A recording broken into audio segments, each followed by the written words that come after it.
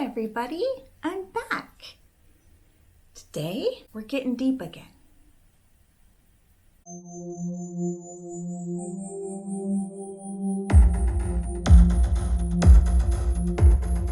If you're new here, welcome to my channel. I'm your cult leader, Leah. Today, we are finishing my nails. We're going to be doing the filing and the design work, and we're going to be finishing our discussion on the first law of human nature from the book, The Laws of Human Nature by Robert Greene. We are doing chapter 1, the law of irrationality. We will only be doing one chapter at a time and only periodically. I'm not going to be doing these in a row like I do some series because it's just too much. It's too much for me to handle. So we're going to take it very slow. And we're also going to finish my nails today. So let's get back to what we were talking about. So I think when we left off, we were talking about the different types of biases that we all, unconsciously have and that influence our decision making and our rationality. We left off on the confirmation bias. Oh yeah, this is part two video. If you want to see the first part, because I am sure you will be lost if you don't watch part 1. So I will link that below. Anyway, when observing the confirmation bias in others, take a look at theories that seem too good to be true. Statistics and studies are not difficult to find once you are convinced of the rightness of your argument. On the internet, it is very easy to find studies that support both sides of an argument.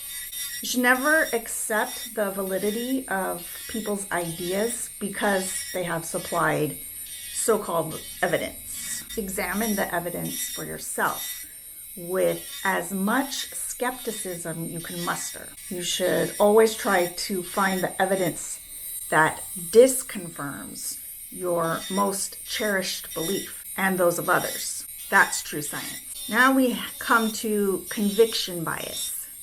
This is when we say to ourselves, I believe in this idea so strongly, it must be true. This is when we hold an idea that is pleasing to us, but deep down we might have some doubts, so we go an extra mile to convince ourselves. We loudly contradict anyone who challenges us. I mean, how can our idea not be true if it brings out such energy to defend it? This is also true with our relationship to leaders.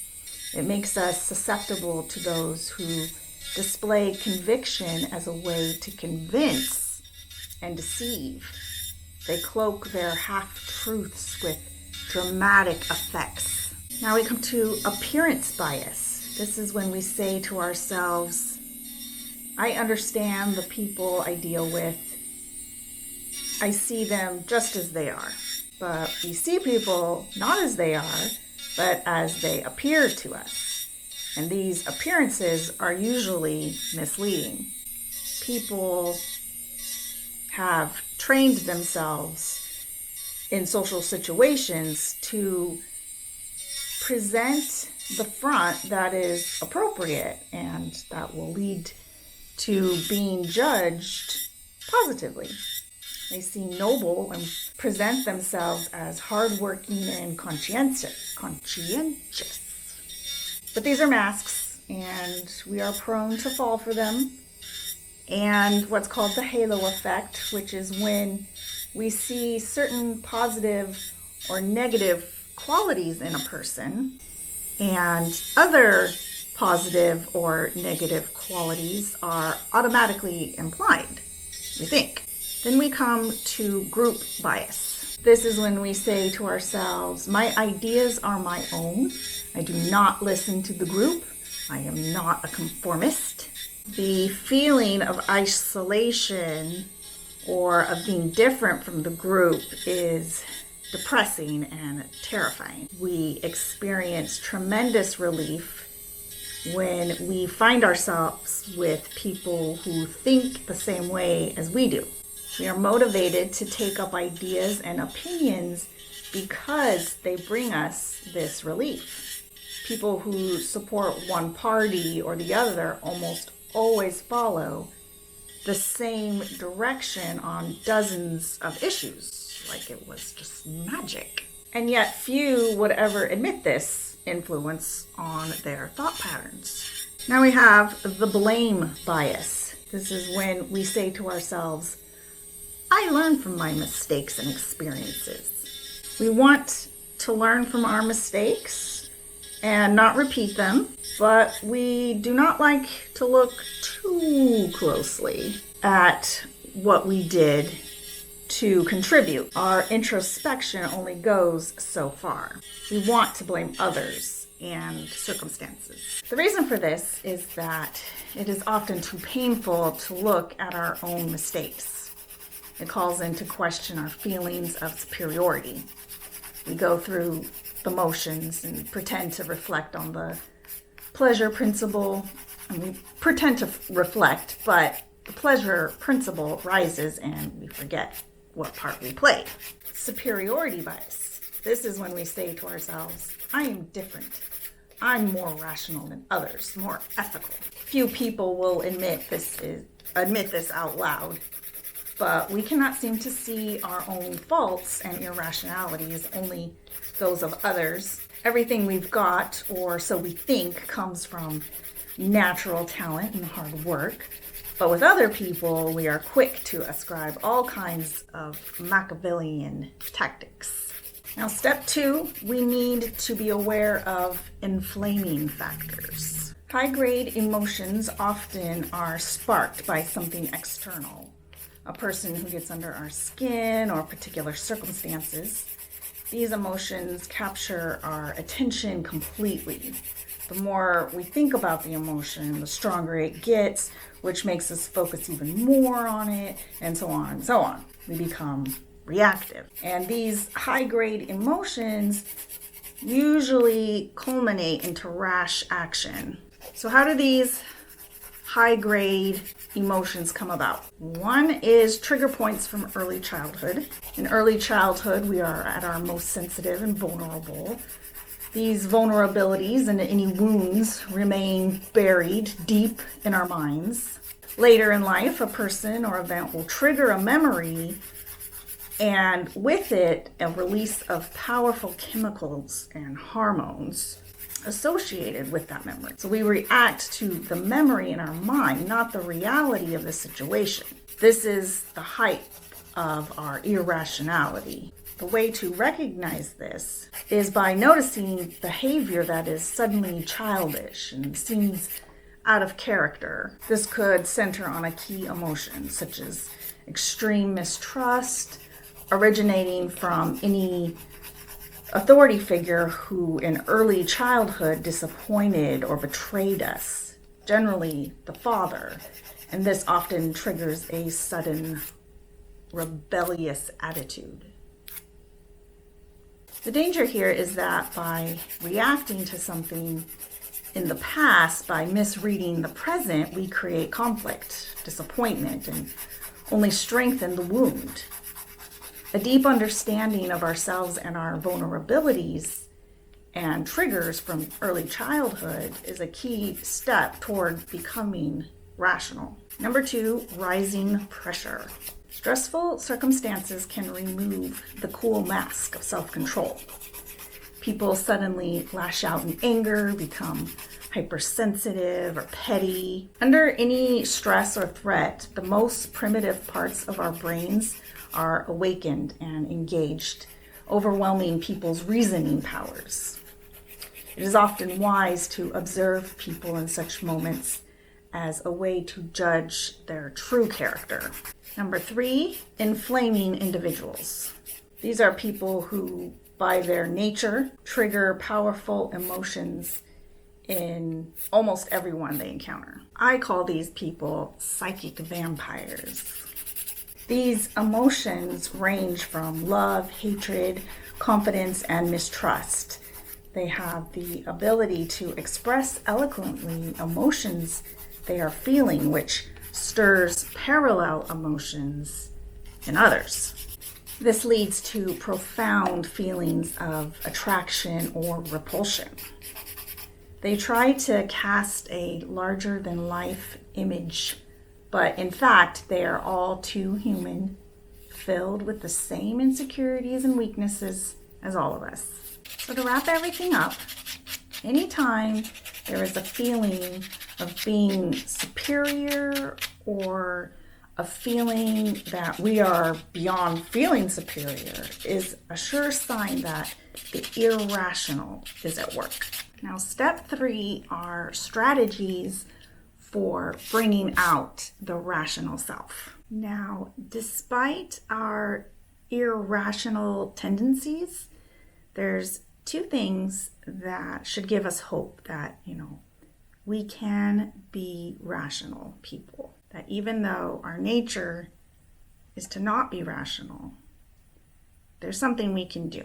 There's 2 things that should give us hope that we can do this. The first is that throughout history and all cultures, there have been people of very high rationality, and they all shared some qualities: a realistic view of themselves and their weaknesses, a devotion to truth and reality, a tolerant attitude towards others, and the ability to set goals and reach them. The second thing that should give us hope is that each of us in our own lives have experienced from time to time moments of great rationality. Moments when any other emotions would not serve us and make it impossible to concentrate. Times when we had to be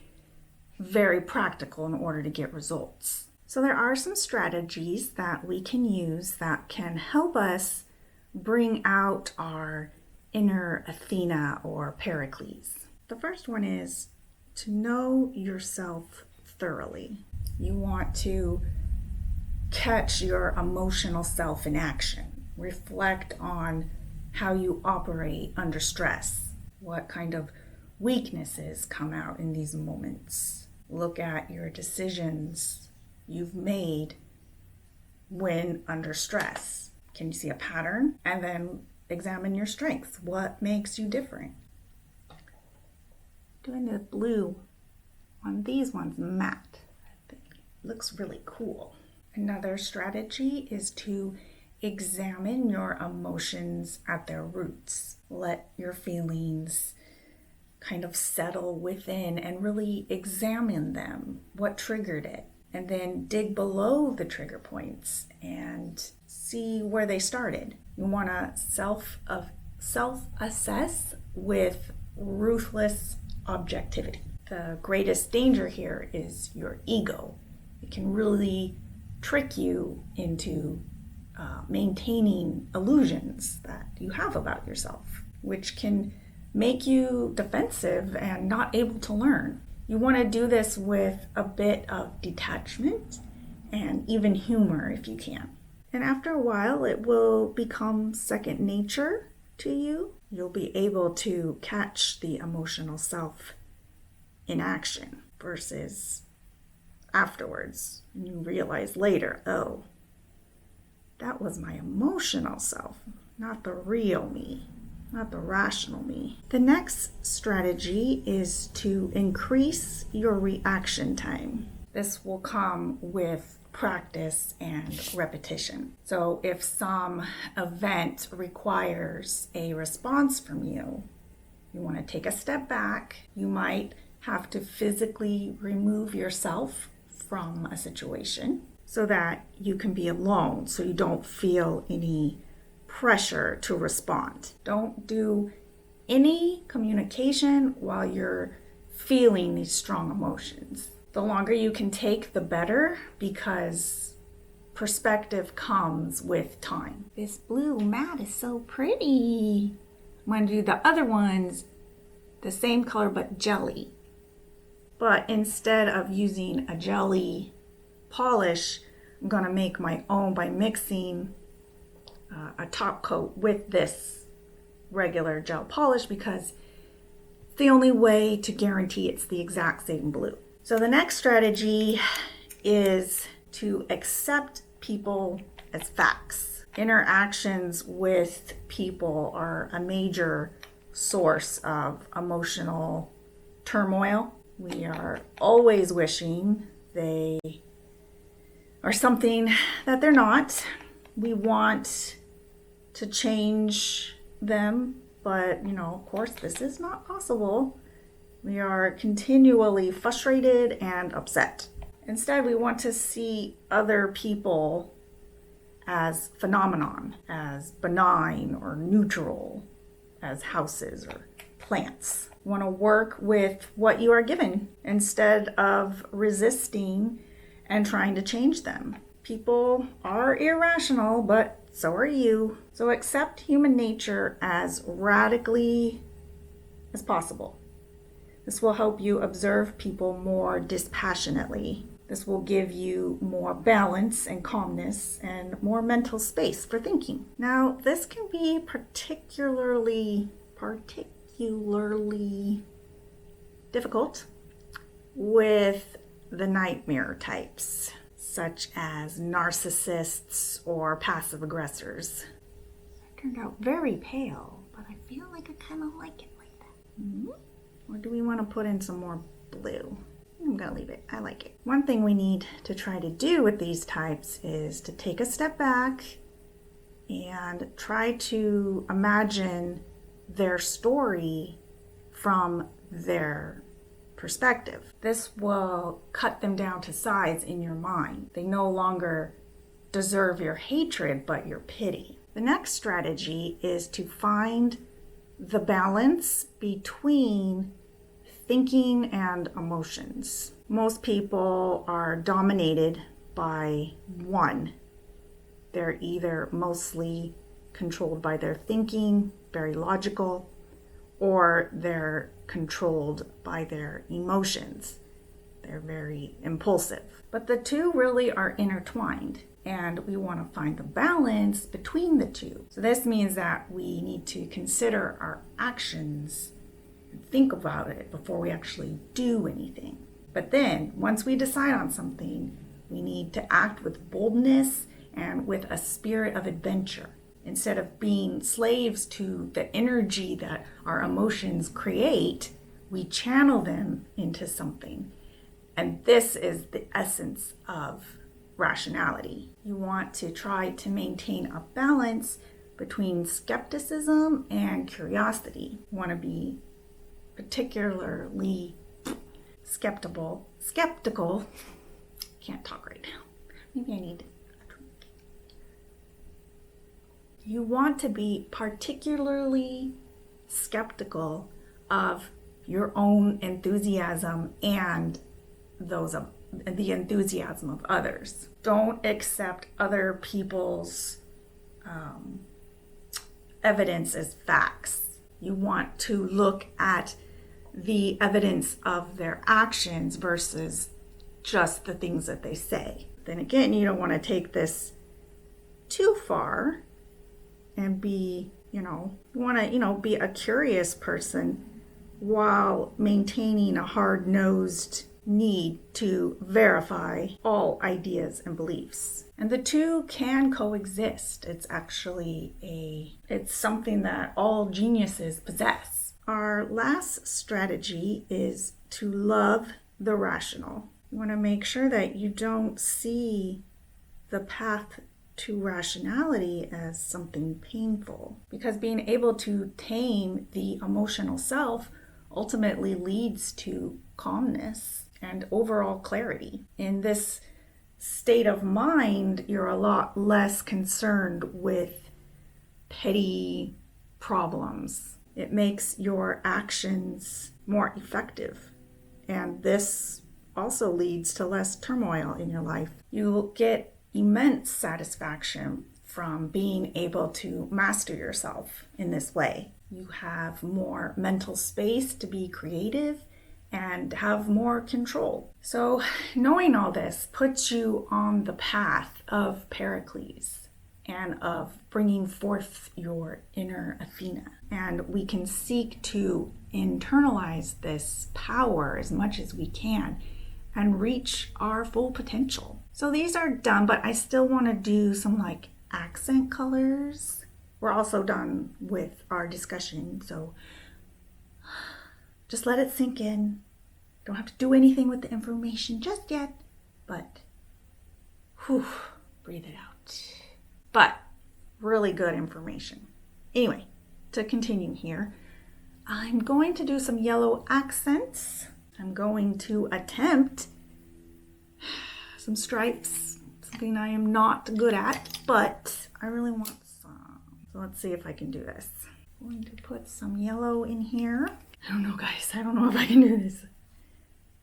Stripes are very, very hard for me.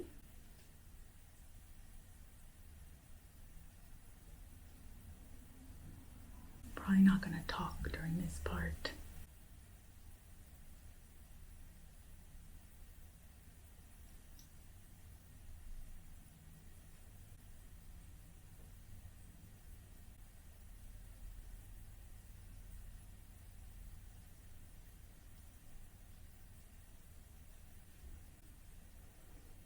Let's try and clean this one up. I guess that's not terrible. So yeah, reading stuff like that, I love stuff like that, but it's kind of exhausting. It's even more exhausting trying to explain it to someone else. Oh no, I got some top coat on my matte nail. Damn it. I'll just put another matte top coat on top of it. How did I do that? Okay, so this hand is done. Now, this hand, I'm not doing stripes. I'm not attempting stripes on my non-dominant hand or using my non-dominant hand. But let's do polka dots instead. Those are much, much easier.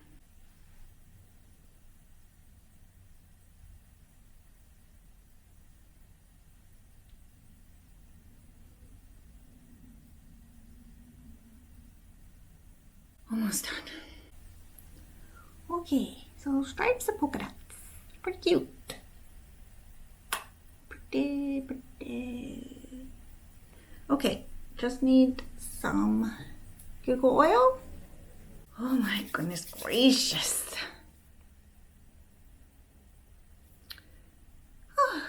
Feels good to have new nails though. It takes a long time and it's frustrating sometimes, but then I'm happy afterwards. Yes, that is today's episode. That is getting through chapter 1 of the laws of human nature, the law of irrationality. So hopefully you can take this information and recognize our own irrationality for what it is. And maybe this will help us make better decisions in our life, and that will lead to just a better life. I'm down with that. Let me know in the comments if you like this sort of material, this kind of deep stuff while we do our nails. You know, can't just be pretty all the time. Need some brains too. If you like this video, let me know by giving it a thumbs up. It's how I know what kind of videos to make. Make sure and subscribe and hit the notifications bell so that you'll know when I upload new videos. And we can get deep together. And I will see you in the next one. Bye.